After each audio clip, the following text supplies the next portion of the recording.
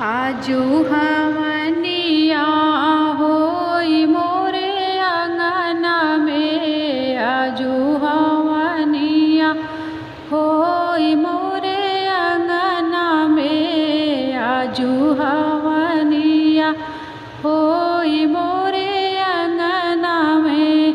राम जी के होला, लक्ष्मण के होला, राम जी के होला, लक्ष्मण के होला। सीता के चुनरी लहराई मोरे अंगना में, सीता के चुनरी लहराई मोरे अंगना में। आजू हवनिया होई मोरे अंगना में, आजू हवनिया होई मोरे अंगना में। शंकर के होला, गणपति के होला हो, शंकर जी के होला, गणपति जी के होला। गौरा के चुनरी लहराई मोरे अंगना में, गौरा जी के चुनरी लहराई मोरे अंगना में। आजू हवनिया होई मोरे अंगना में, आजू हवनिया होई मोरे अंगना में।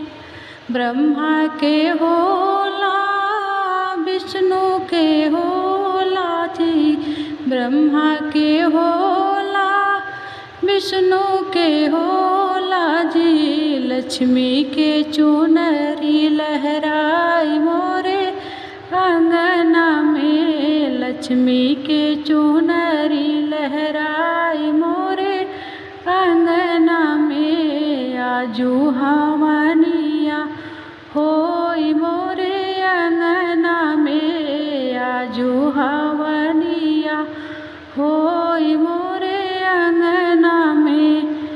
कृष्ण के होला, बलराम जी के होला हो, कृष्ण के होला, बलराम जी के होला।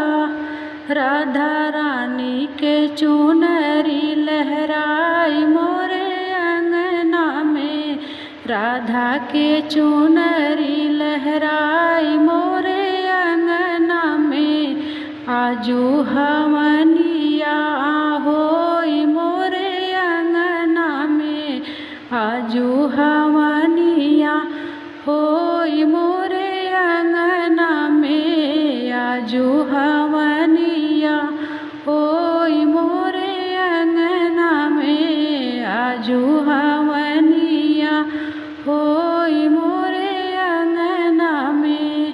तो ये प्यारा सा हवन गीत अगर आपको अच्छा लगे तो प्लीज़ देहाती गुंजन के गीत चैनल को सब्सक्राइब करें, लाइक कमेंट करें और ज़्यादा से ज़्यादा शेयर करें, हमारा सपोर्ट करें। इसी तरह के भजन सुनने के लिए आप हमारे चैनल पर बने रहें।